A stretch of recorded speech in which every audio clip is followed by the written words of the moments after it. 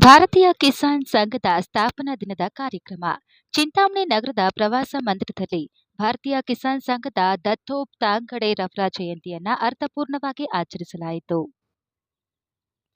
ದಕ್ಷಿಣ ಪ್ರಾಂತ್ಯದ ಸದಸ್ಯರಾದ ರಾಮಾಂಜಿನಪ್ಪನವರು ಕಾರ್ಯಕ್ರಮವನ್ನು ಉದ್ದೇಶಿಸಿ ಮಾತನಾಡಿ, ದತ್ತೋಪ್ ತಾಂಗಡೆ ಭಾರತ ದೇಶದಾದ್ಯಂತ ರೈತರಿಗೆ ಅರಿವು ಮೂಡಿಸುವ ಕಾರ್ಯಕ್ರಮಗಳು ಮತ್ತು ರೈತರಿಗೆ ಅನ್ಯಾಯವಾದಾಗ ಧ್ವನಿ ಎತ್ತುವಂತಹ ಅನೇಕ ಕಾರ್ಯಕ್ರಮಗಳನ್ನು ಕೈಗೊಂಡು ರೈತರಿಗೆ ದಾರಿದೀಪವಾಗಿದ್ದರು.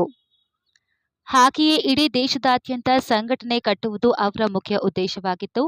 ಅವರ ಗುರಿ ಉದ್ದೇಶಗಳನ್ನು ಮೈಗೂಡಿಸಿಕೊಂಡು ಗ್ರಾಮ ಮಟ್ಟದಲ್ಲಿ ಗ್ರಾಮ ಸಭೆಗಳನ್ನು ಮಾಡಲಾಗುವುದು ಎಂದು ತಿಳಿಸಿದರು. ಇನ್ನು ಈ ಕಾರ್ಯಕ್ರಮದಲ್ಲಿ ಭಾರತೀಯ ಕಿಸಾನ್ ಸಂಘದ ಅಧ್ಯಕ್ಷ ಪಿಎನ್ ಕೃಷ್ಣಪ್ಪ, ಎನ್ ವೆಂಕಟರೆಡ್ಡಿ, ಜಿಲ್ಲಾ ಕಾರ್ಯದರ್ಶಿ ಕೆಂಪದೇನಹಳ್ಳಿ ವಿ ನಾರಾಯಣಸ್ವಾಮಿ, ರೈತ ಮುಖಂಡ ಬಿಎಸ್ ಮಂಜುನಾಥ್, ವಕೀಲರು ಕೆಎಂ ಮುನಿಯಪ್ಪ, ನಿವೃತ್ತ ಶಿಕ್ಷಕರು ಸುಬ್ರಹ್ಮಣಿ ರೆಡ್ಡಿ, ಹೊಸಹಳ್ಳಿ ಆರ್ಡಿ ಕೃಷ್ಣಪ್ಪ ಮುಂತಾದವರು ಹಾಜರಿದ್ದರು.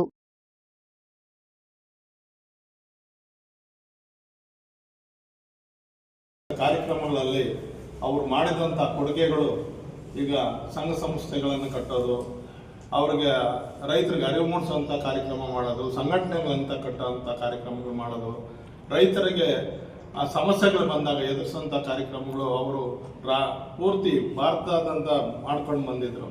ಅದೇ ರೀತಿಯಾಗಿ ನಮ್ಮಲ್ಲಿ ಕೂಡ ಅದನ್ನೇ ಅಳವಡಿಸ್ಕೊಂಡು ಹೋಗ್ಬೇಕು. ಅಂಥವು ಗ್ರಾಮಗಳಲ್ಲಿ ಆಗಬೇಕು. ಗ್ರಾಮ ಸಮಿತಿಗಳನ್ನು ರಚನೆ ಮಾಡೋ ಕಡೆನೂ ಈ ದತ್ತಪಂಥ ಸಂಘದ ಜಯಂತಿ ಮಾಡಿ ಆ ರೈತರಿಗೆ ಅರಿವು ಮೂಡಿಸೋ ಕಾರ್ಯಕ್ರಮ ಮಾಡುವ ಪರವಾಗಿ ಈ ದಿನ ಚಿಂತಾಮಣಿ ಐಬಿನಲ್ಲಿ ಸೇರಿದ್ವಿ. ಅಧ್ಯಕ್ಷರುಗಳು, ಆಮೇಲೆ ಗ್ರಾಮ ಸಮಿತಿ ಸದಸ್ಯರುಗಳು, ಆಮೇಲೆ ತಾಲೂಕು ಸಮಿತಿ ಸದಸ್ಯರುಗಳು, ಜಿಲ್ಲಾ ಸಮಿತಿ ಸದಸ್ಯರುಗಳು ಎಲ್ಲ ಸೇರಿ ಈ ಕಾರ್ಯಕ್ರಮವನ್ನು ಯಶಸ್ವಿಗೊಳಿಸಿ ರೈತರಿಗೆ ಎಟಕುವಂಥ ಕೆಲಸ ಕಾರ್ಯಗಳ ಬಗ್ಗೆ ಎಲ್ಲ ರೈತರಿಗೆ ಅರಿವು ಮೂಡಿಸಿ ನಾಳೆ ಮುಂದಿನ ದಿನಗಳಲ್ಲಿ ಪಂಚಾಯಿತಿ ಮಟ್ಟದಲ್ಲಿ, ಗ್ರಾಮ ಮಟ್ಟದಲ್ಲಿ ಈ ಕೆಲಸಗಳನ್ನು ನಡೆಸಬೇಕು. ಅವ್ರಿಗೆ ಅರಿವು ಮೂಡಿಸುವಂಥ ಕಾರ್ಯಕ್ರಮ ಮಾಡಬೇಕು. ಈ ವಾರದಲ್ಲಿ ಪೂರ್ತಿ ಆ ರೈತರಿಗೆ ಬಂದಿರೋವಂಥ ರೈತರು ಸೇರಿ ಒಂದು 10 ಜನ 20 ಜನ ಗ್ರಾಮಗಳಲ್ಲಿ ಸೇರಿ ಇದನ್ನ ಅರಿವು ಮೂಡಿಸುವಂಥ ಕೆಲಸ ಮಾಡ್ಬೇಕಂತೇಳಿ ಈ ದಿನ ಈ ದತ್ತಪಂಥ ತಂಗಡಿಯವರ ಜಯಂತಿಯನ್ನು ಹಮ್ಮಿಕೊಂಡಿದ್ದೇವೆ. ಒಂದು ಎತ್ತಿರ್ತಾ ಒಂದು ಕುರಿಗಳಿರ್ತಾ ಇತ್ತು, ಅದ್ರ ಗೊಬ್ಬರನ ಹಾಕಿ ಅದರಲ್ಲೇ ಬೆಳೆದಂತ ಉಪ್ಪನ್ನೆಲ್ಲ ನಾವು ತಿಂದಾಗ ಏನಾಗ್ತದೆ, ನಾವು ಅದಕ್ಕೆ ಅಡಿಕ್ಟ್ ಆಗಲ್ಲ. ನಮ್ದು ಆಯ್ಸ್ ರೈಸ್ ಆಗ್ತೈತೆ. ನಾವೇನ್ ಮಾಡ್ತಾ ಇದ್ದೀರಿ, ಈಗ ಕಳ್ಳೆಕಾಯಿ ಬೇಕು, ಒಂದು 10 ಕುಂಟೆಗೆ ಇಲ್ಲ ಒಂದು 5 ಕುಂಟೆ ಕಳ್ಳೆಕಾಯಿ ಹಾಕೊಂಡ್ರೆ ನಮ್ಗೆ ಬಾಕ್ಸ್ಗಾಗಷ್ಟು ಎಣ್ಣೆ ತಗೊಂಬೋದು ನಾವು. ಆದ್ರೂ ಕೂಡ ಟೊಮಾಟೋನ ಇಕ್ತೀವಿ, ಕಳ್ಳೆಕಾಯಿ ಇಕ್ಕಲ್ಲ. ಆಮೇಲೆ ರಾಗಿನೂ ಅಷ್ಟೇ, ನಾವು ಬೆಳೆ ಜಾಗದಲ್ಲಿ ಒಂದು ನಮ್ಮ ಕುಟುಂಬಕ್ಕೆ ಈಗ ಈಗಿನ ಕುಟುಂಬಗಳಿಗೆ ಒಂದು 10 ಕುಂಟೆಯಲ್ಲಿ ರಾಗಿ ಬೆಳೆದ್ರೆ ನಮ್ಮ ಮನೆಗೆ ಸಾಗ್ತೈತೆ, ಹಾಕಲ್ಲ, ಅಲ್ಲಿಂದಾನೇ ತಗೊಂಡ್ಬರ್ತೇವೆ. ಏನ್ ಈಗ ಮಾಡ್ತಾ ಇರೋದು, ಯಾರು ಹಾಕ್ತಾ ಇದ್ದಾರೆ ಗೊಬ್ಬರ ಹೊಲಕ್ಕೆ? ಹಾಕ್ತಾ ಇದ್ದಾರೆ. ಸ್ಟ್ರೆಂತ್ ಇಲ್ಲ. ಈಗ ಒಂದು ನಮ್ದು ಅಡುಗೆಗೆ ಹಾಕೋ ಎಣ್ಣೆ ತಗೋಣ, ಒಂದು ಸಿಂಪಲ್ ಆಗಿ ಎಷ್ಟು ಕೊಡ್ತಾನೆ? 150 ಕೊಡ್ತಾನೆ. ಕಡಲೆಕಾಯಿ ಬೀಜ 3 kg, ಎಷ್ಟು 3 kg 1 kg ಎಣ್ಣೆ ಬರೋದು ಎಷ್ಟು? 120 ರೂಪಾಯಿ ಆವರೇಜ್ ರೇಟ್ ಅನ್ಕೊಳ್ಳೋಣ. 360 ರೂಪಾಯಿ ಬೇಕು ಒಂದು ಲೀಟರ್ ಎಣ್ಣೆ ಬರ್ಬೇಕಂದ್ರೆ. ಹೆಂಗೆ 150 ಕೊಡ್ತಾನೆ ಅವನ ಅಡ್ವರ್ಟೈಸು, ಪ್ರಚಾರ, ಟಿವಿದು ಎಲ್ಲ ಸೇರ್ಕೊಂಡ್ರೆ ಅವನ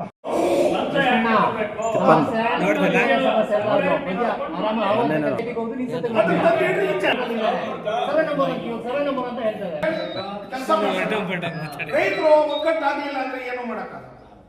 ಇವಾಗ ಎಷ್ಟು ನಾವು ಸ್ವತಂತ್ರ ಪಡ್ಕೋಬೇಕಾದ್ರೆ ಎಷ್ಟು ಜನ ಪ್ರಾಣ ತೆತ್ತಿದ್ದಾರೆ, ಎಷ್ಟು ಹೋರಾಟ ನಡೆಸಿದ್ದಾರೆ. ಇದೆಲ್ಲ ಗಮನದಲ್ಲಿ ಇಟ್ಕೊಂಡು ನಾವು ಸಹ ಅಷ್ಟೇ ರೈತನಿಗೆ ಅನುಕೂಲ ಪಡ್ಕೋಬೇಕಾದ್ರೆ ಹೋರಾಟ ಮುಖ್ಯನೇ. ಹೋರಾಟ ಆಗ್ಬೇಕು. ನಮ್ದೇನು ಏನೇ ಕೆಲಸ ಇರಲಿ ಮಾಡಿಸ್ಕೊಡೋಣ. ದಯವಿಟ್ಟು ಬನ್ನಿ ನಮ್ಮ ಜೊತೆಗೆ.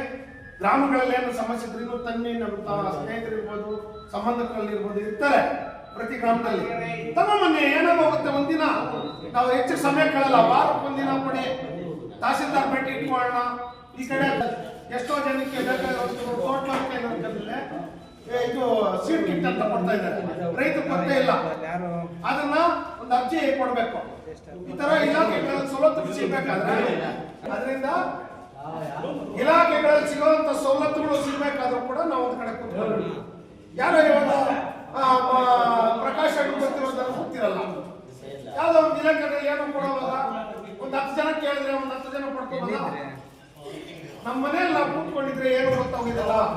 ದಯವಿಟ್ಟು ಇಂಥ ಕಡೆ ಅಂತ ಸಭೆಗಳು ಕೂತ್ಕೋಬೇಕು, ವಿಚಾರ ವಿನಿಮಯ ಆಗಬೇಕು.